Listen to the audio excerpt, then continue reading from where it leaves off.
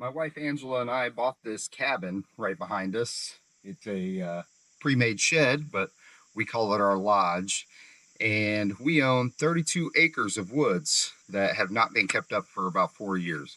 So join us on this journey as we clean up the cabin, clean up the property, and start to hunt, thrive, and survive.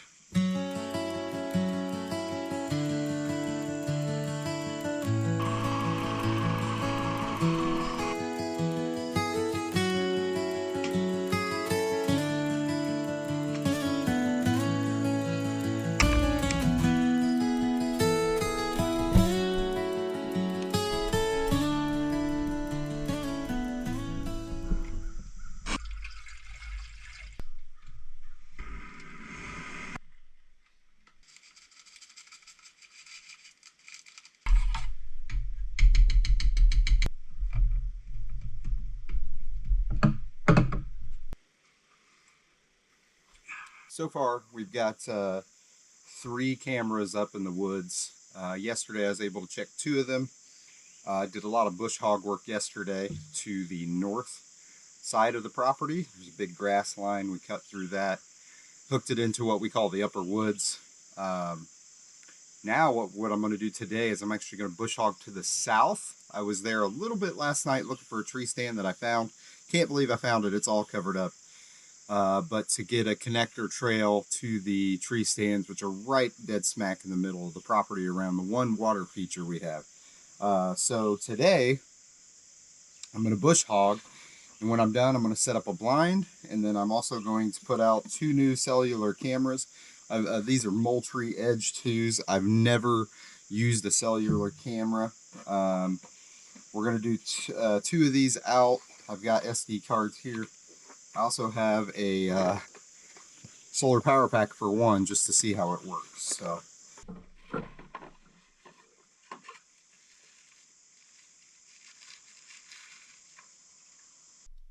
So in the box with the solar panel, pre-strap, a secondary connector, not quite sure what that's for, and then we also have this connector which plugs in to the bottom. I want to say that this most likely, yeah, I really don't know. And then this is the integrated mounting bracket, so this helps you mount it to the tree. It's recommended that we charge it before we take it out, so I'm actually going to put it on a battery pack that we use since we have no power at the Lost River Lodge, as we call it. No power here. We're completely off grid. No water, no power. Working on getting some of those things so we can live off grid, but a little bit more comfortably. So what I use to power my cell phone, I just took my cell phone off of there, is this little Anchor power pack.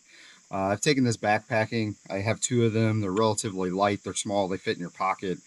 They're very good. The battery lasts a long time.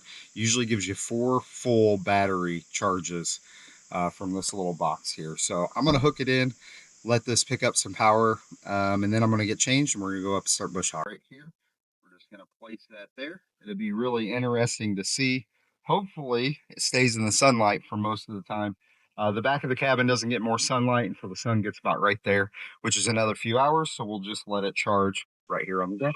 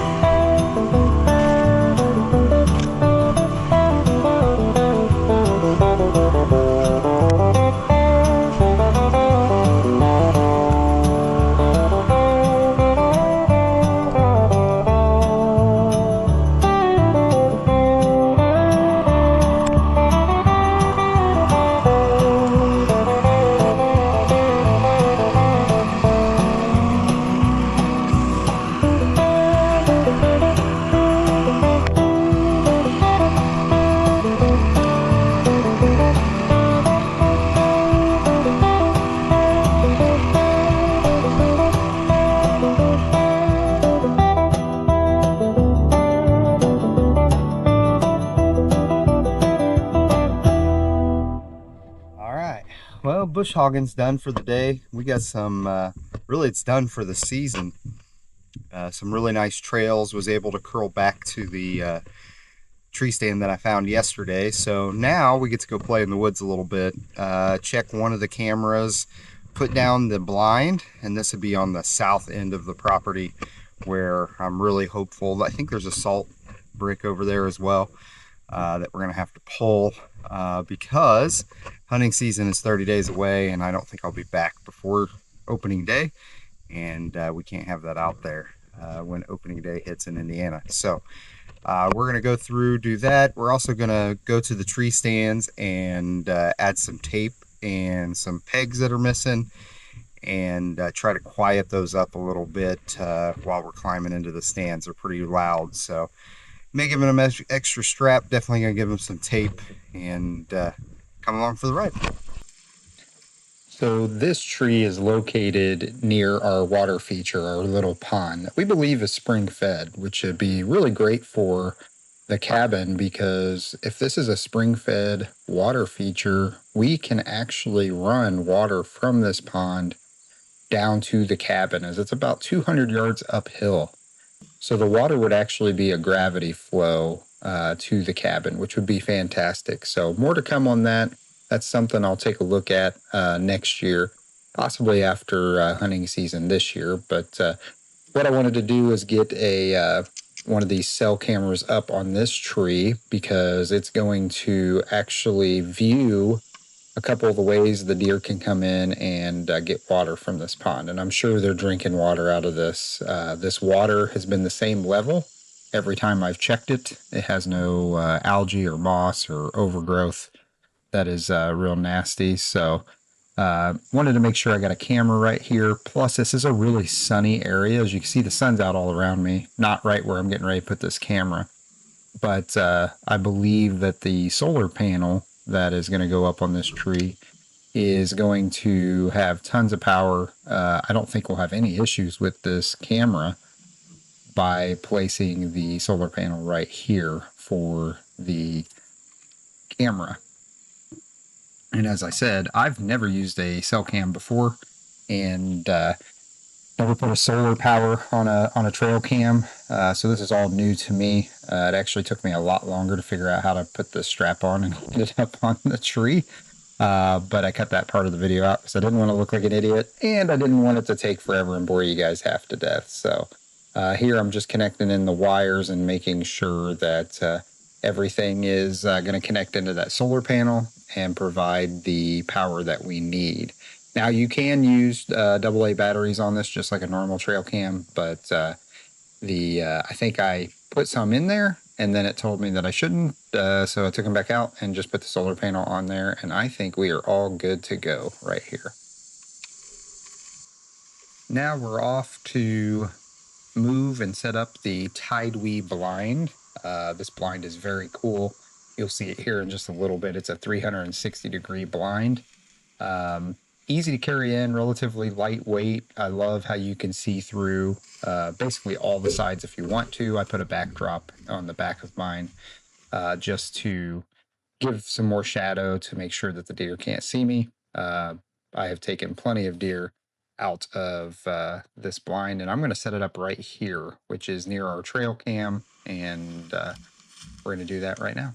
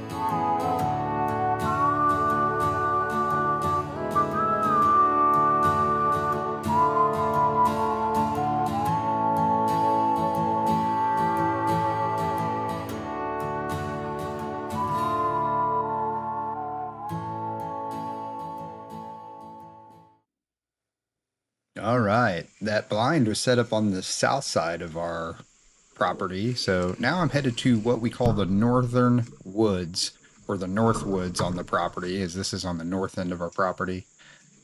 This is one of the tree stands there. I'm going to put in a couple of new pegs, spring-loaded pegs, because they were missing. And I'm going to go ahead and actually wrap these in tape as well. I saw this from another YouTube creator.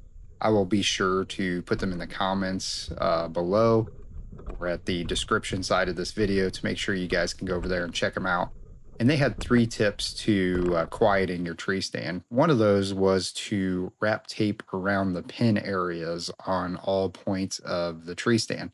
So that's what I'm doing here. I'm wrapping 3M tape. It is really good because of the weather resistance, and it doesn't get brittle. I'll be sure to tag that somewhere in the description below as well, so you guys can check it out if you'd like. It feels like electrical tape, but you can just tell it's high quality from the way it's designed and the way to use it. So as I go up this ladder here, I'm going to wrap. There's 3 connectors on this tree stand here. This is on a shagbark hickory tree as well. If you've never had shagbark hickory syrup before, it is incredible, and I plan on doing a video on how to make that later this year. You don't actually tap the tree, you use the bark, and makes a really tasty syrup if you've never had it. So up here, I'm at the top. I'm just wrapping basically all the peg areas I can find on this. Want to make sure that it is going to be as quiet as possible. I do not have my safety line or harness on right now. That is because I did not have my safety lines yet. So I'm going to put those up when I come back on day 1. After I'll hunt from the blind in the morning, and then I'll put those safety lines on each of the tree stands. So here I'm doing the peg closest to the tree, and just want to make sure there. I got the rope there. That's to hoist anything up into the tree that I need, crossbow, gun, whatever it may be. That way I'm not climbing with it. And here I've got a camo strap. I already checked these straps on this tree the last time I was here, and these were actually the best out of all of the tree stands that we had found. Turns out I'm a little short right here, so I'm going to go up a little bit. What this strap is doing is tightening the ladder to the tree, and it's going to prevent it from shaking as much. And as many of you know, and you climb in tree stands, they can be really loud when you're going up. So I will say it's a night and day difference once you get the tape on there, once you get the extra strap on there. On another tree stand later in this video, I'm going to add pipe insulation around the metal piece that comes down around the seat where you can rest your crossbow or your gun on. And that's going to help deaden any sounds in that area as well. So this was totally worth the investment. I think the tape was $15 or $20, and the straps, I think I got 3 or 4 of them for another probably $25. And the pins were $9.99 for like 100 of them. They're pretty cheap. So this tree stand right here, as you can see, I'm tightening that strap, and I'm going to test it here by shaking it. And this thing is so much quieter and so much sturdier. I'm really thrilled with the way this turned out. Super excited about it. So be sure to check out the other YouTube creator on how to quiet your deer stands. Another thing that we're going to do while we're here, I'm going to tie that rope so it doesn't get lost in the wind. But there is a tree literally 8 feet in front of this tree stand. Can't see the tree stand from behind me, but it's directly behind me in this shot. And got my little handsaw here, a little Fisker saw. And I'm going to take this tree out because it is going to compete with shooting alleys straight from that tree stand. So it's not too hard to cut down. This Fisker saw is working relatively well. I took a weird angle on it, so I'm having a little issue there, but you're going to see I'm just going to kind of push it over here and make sure it goes down and get this out of the way. So I'm looking around to see where I'm going to place it to make sure it stays out of my way. And I'm going to finish the cut up here. Directly behind me, where my butt's pointing, is one of the trail cams. And I've seen a lot of deer come through here, mainly doe. There's been a few decent sized bucks that come through here, but there are a ton of oak trees in this area. White oaks, red oaks, just acorns already dropping everywhere. Super excited about it. And finally get this tree done. And I'm basically going to take it over here and place it in a place that I think they'll kind of come through and hope that it pushes them around this piece. So that way it pushes them more towards the tree stand and where I'm at. So now I'm going to head on back and look at the next tree stand and do the same process there. Now, this tree stand here is in the middle of the property, just east of our water structure. So, our spring fed, or what we believe to be is the spring fed pond. So, got some tape, got some pins, going to do the same process here. And I'm also going to look at putting a strap on here. Again, I've checked all the straps on here. Uh, they look like they're pretty good, they're pretty sturdy. But one thing I want to do is make sure to quiet this up. This tree stand is actually quite tall as well, and I think will be a fantastic hunting spot, as there are about 4 to 5 deer trails that intersect right at the bottom of this tree stand behind me. And when I am done putting the tape on and quieting this stand up, I'm actually going to go through and trim out some of the shooting lanes a little bit, take some of the tree stuff kind of out of the way, just to make sure I can get a clear shot in there with the bow. Using a crossbow this year. I don't have a compound bow yet. That's something I want to add, but you got to pace yourself and decide what you're going to use. I think I'm going to hold out and do a crossbow during bow season. I have my Savage Arms 6.5 Creedmoor for firearm season, and then I'm going to use possibly a muzzle loader later this year.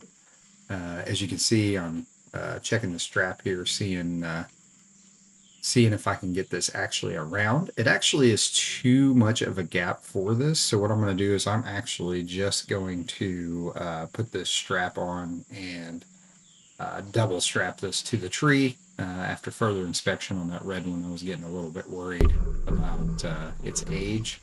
So I'm actually going to put the camo strap on to make sure that this tree stand is connected at the bottom to the tree, and a little bit more safer for myself and any of my family or friends who will be using this tree stand this year. So I'm going to tighten it up here, and this is the tree stand we're going to add the insulation to at a later point. That's at the end of the video to quiet up where you put your bow or your firearm for that matter. So really excited about this tree stand. I think it's going to be a great little spot to hunt out of. So after I got that strap on there, I'm going to climb up a little bit and go ahead and tape the second points. And as you can see, this is a pretty tall tree stand. I'm already 4 or 5 feet off of the ground, and just want to make sure that each one of those pegs gets tape on it, as they are can rattle pretty heavily. Directly behind this tree stand, about 200 yards uphill, kind of the way I'm facing, is a soybean field, and it's right on the edge of our property line. This year it's got soybeans in it. I'm sure next year it's going to have corn in it. It will be really interesting to see, because there is a huge deer trail that comes from that field straight down past this tree stand right to the watering hole. So my thought is the deer will eat and then they'll go drink, or they'll go drink and then they'll walk up to go eat. And I really think they are going to walk right by this tree stand. And I don't have a camera here. I think that's something I'll do later in the season. Maybe I'll put one down towards this area just to see kind of the traffic, the deer traffic that comes through here. But it is my belief that there is a lot of deer moving through here, just because the deer trails are so big and so wide, and just so many of them. Again, no safety line on this. I know that's a terrible idea, as I'm up in the tree here as I'm doing this. As you can see, I kind of hook my arm through there to make sure that I can hold on, unless the bugs are getting me, and then I gotta wipe my neck to get the bugs off of me. Um, no safety line yet. I'm going to get a lifeline up on this tree stand as well, and I've got the harness and everything. There's the rope that you just saw me touch. That is to pull stuff up with, and as you can see, I'm coming all the way up to the top here because I want to look at the seat. We'll go ahead and clean this off when I'm up here, and just make sure that everything is ready to go when I get back on opening day, which is October 1st in Indiana. So our opening day is October 1st. It's bow only, so you can use a compound bow, crossbow. You can use a recurve bow, and like I said, I'm going to be using a crossbow. That's the only type of bow I've ever shot. I really just started hunting for the first time last year, and took a couple of deer last year. Took a 10-point buck with my crossbow, and took another deer with the Savage Arms 6.5 Creedmoor. So now I'm just going to get rid of that old crappy camouflage padding that's on there, throw that down, sweep out all the leaves here. You can see the little armrest there. I'm just kind of checking it over to see how loud it is, how sturdy it is before I, uh, commit to the seat. I'm double checking it again, making sure all the fabric is good and everything looks pretty good, because I want to make sure that when I climb up here that it's going to be secure and safe, and we're not going to have any issues. So I'm going to go ahead and sit down on it. It felt pretty good when I was up there. There's no rips, no tears, no spots that look a little bit shady, and super comfortable seat. I think this is a big game hunter, wild game maybe tree stand. And this tree stand was here when I bought the property. In fact, we have 3 tree stands on the property, and I think there's more that we're probably going to come across as we continue to go through and walk the property and look at stuff. So I'm just checking everything out. Got to head down the stand here and go on to the next step.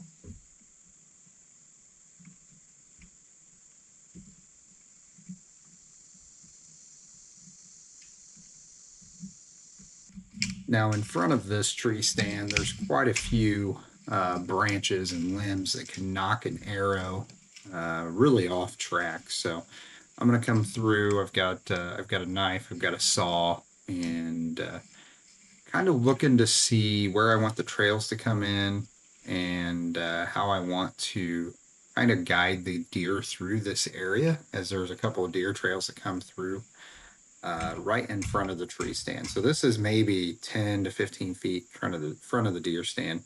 And I really just want to make sure that if I let an arrow go, there's not going to be an errant branch that I don't see that knocks my arrow to the side or off target. So here's a big old giant tree right here that I want to make sure we kind of get pushed over and kind of out of the way. As it's right in the shooting lane here, and I think I'm just going to take this and kind of push it over to really see if I can get it out of the way. There's another tree I just kind of pushed over there. You can see it's pretty congested in here, and this is what happens when somebody's not on the property much. I'm not sure how often the old owners came to this property. The DNR officer I spoke to said he never saw anybody there. Doesn't mean that they weren't here, that they didn't swing down to go hunting. But it sounds like they really didn't do a whole lot of upkeep on the property. And that was evident in the cabin when we had to remove a lot of the insulation from the roof because there was mildew on there. And there's just a lot of stuff overgrown in these areas. The tree stand I found yesterday was really overgrown, and I'm not even sure if we'll hunt out of that one this year. We may just end up taking it down and moving it. Although it is in a little pawpaw grove, so it might be a really good spot for the deer. So while I'm here, I'm gonna go ahead and cut these down. I'll use these for firewood later, and just kind of trim them up into smaller pieces that are a little easier to burn. And just gonna kind of clean this area up. It's actually a deer trail right there to my right, where I brought the bush hog through. So should be a pretty good area to hunt. excited for October and getting ready for deer season.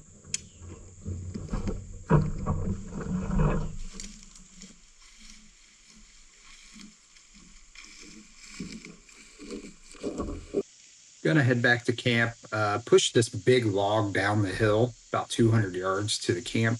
Um, Gonna test it out for chopping firewood on. Big old chunk. That thing just flew in half. So turned out pretty decent. I don't like the way I have to stand right here. I have to rest on the heels of my feet. So I'm going to move it over. But as you can see, this thing's pretty big. It took some effort to get it down the hill. It's a pretty steep hill without crashing it into everything and having it go off course. But I think I'm going to place it over here. Going to be a lot easier to cut wood from this side, in my opinion. Just going to get it into a flat spot where my feet can also be flat, so I'm not leaning back on my heels when I chop. Let's give this a try and see how it does. Oh, a lot better. I like that a lot better.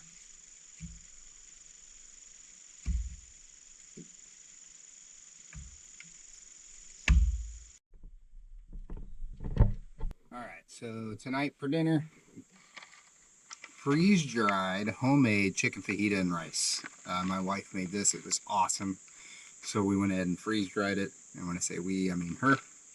Um, so I'm going to boil some water in the jet boil and get my water going from here. Sounds like we're a little low on fuel. We'll see how that works out. I'm going to put it in this pot here, put a lid on it. I'll take this covering off and everything, and then we'll put the water in the chicken fajita and do that. I have some low carb tortillas. Looks like our water's ready. The jet boil has a great feature with the orange on there that makes it very easy to tell when it's ready. I'm going to remove the oxygen pack from here. Let's keep the oxygen out, keep the food fresh longer in those freeze-dried packs. Putting this in a pot as it's just a lot easier to manage for me. I don't need to put it in the bag there since I'm not hiking around. I'm going to pour all the water in here, give it a good mix, and just like I would with the bag, I'm going to seal up this pot. I'm just going to end up putting the lid on this, and once we get the lid on there, we're really going to wait probably about 8 to 10 minutes. But while we're waiting on this for those few minutes there, we're going to go ahead and we're going to toast these tortillas. So I'm going to throw them on the grate, which is kind of resting there close to the fire, and going to do a couple of these. Really excited about this. This chicken fajita stuff that my wife made was really, really good. And we just had it as like a chicken fajita bowl, but these low carb wraps I'm a big fan of, and just going to toast them up on the fire a little bit here before we put these together, and I already know this is going to be amazing. Now I do like them warm, but toasty is probably my favorite. If you've ever had like a toasted burrito where you toast it, so that's all I'm doing right here. I'm trying to get it directly over the flame. These are pretty hot, and they are toasting pretty darn quick, but a pretty neat way to cook over the fire. I've never done this before, so first time putting tortillas directly over an open flame, trying not to burn them and get them too crunchy, because if you get them too crunchy, you won't be able to roll them.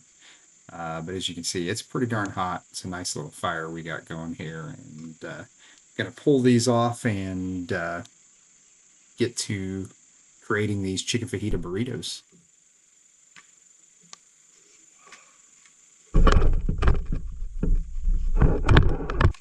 Got my super fancy table here, which is just a chair, and gonna put some sour cream on the shell on the bottom here, and then we're gonna put the fajita mix on top and make just a burrito. So spread that sour cream around, get some of the chicken fajita on there next, and it is reconstituted just great. That was dry 10 minutes ago, and you can see it's nice and hot, steaming. Slap a little cheese. Ortega taco sauce is amazing. Gonna throw that on there, and then I'm gonna wrap it up. And there's a couple of these. I decided to eat two. I was pretty hungry. I know that. I'm pretty hungry right here in this video because I was out bush hogging and just doing all kinds of work. It took a lot out of me. So I'm going to go ahead and zazz this up the same way as the last one and go ahead and pray and give thanks to Jesus for this food and hope it blesses my body and dig in.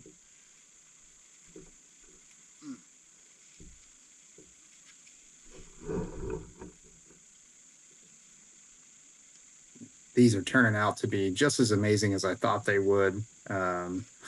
Making a little bit of a mess here. These things are delicious. I do not like being videotaped while eating, but wanted to show you guys that these were indeed very delicious and freeze-dried food for the win. After eating, I decided that I was going to go back to the last tree stand we were at and do a little bit more work on quieting it down. It's the only tree stand that has the pull down bar from above where it sits in front of you so you can rest your bow or rest your rifle on. And it had an old, crappy, camo padded, falling apart, kind of disintegrating piece on there. So what I wanted to do is make sure that I got some foam insulation. I got it from Lowe's. I believe it's like, I don't know, 1/4 inch or 1/2 inch piece of insulation for piping. And I'm going to go back to that tree stand, which is right there. And as you guys can see, that's a real nice area. And I'm going to climb up the tree stand here, get back into the seat, and put this insulation foam on. And I'll tell you what, it is, yeah, see, it's a big game tree stand. Thought that's what it was. But as you can see, it's real sturdy. The fabric looks real good. I'm being real careful here because, again, I don't have on my lifeline. I don't have a safety line. I did not have them with me. It was something I wish I would have done, but getting up here and doing this, I'll make sure those are on for opening day. So basically all I'm going to do is open this up and slide it around. And this is self-sealing. So all you got to do is kind of set it out so you can just kind of wrap it around there. This is a little smaller than I wanted it to be. I think this was a 1/4 inch, like I said. I think a 1/2 inch would have worked a lot better. And I think this one piece was like $3, so it wasn't very much. But as you can see, I'm just kind of wrapping around, getting around there. And again, it self-seals. So I'm going to pull the seal tape off of there, and then I'm going to press it down to make sure that it sticks really, really well. And this is a very high metal piece. As you can see, it slants up. So I'm not quite sure how I'm going to use this in hunting season. I may not even have it up. I may just lean it back. I may strap it to a tree. I may take it off. But I'm happy I got it on, and we should be good to go. Well, stayed here Thursday night, Friday night. I got here late on Thursday. Stayed all day Friday, all day Saturday. Today's Sunday. It's about 10 o'clock in the morning. Went out and scouted, saw some deer from the blind, a couple of bucks. One was a really nice sized buck. Found lots of deer sign. Found some mushrooms, picked some of those. And now I'm just enjoying my coffee, enjoying the sounds. I mean, listen to it. Nothing beats a day outdoors. The only thing that would make this better is if my wife and kids were with me. But they had some other stuff at the homestead to take care of. So I'm going to drink my coffee, eat a couple of fig bars, and wrap up this video. If you guys think of anything else that you'd like to see more of or less of, please comment below. Make sure to like and subscribe. Brand new channel, so just starting out. And I'm going to wrap up by making a list of everything we have that I'm keeping at the cabin, and a list of everything we still need at the cabin. And then I'm going to clean up and head home.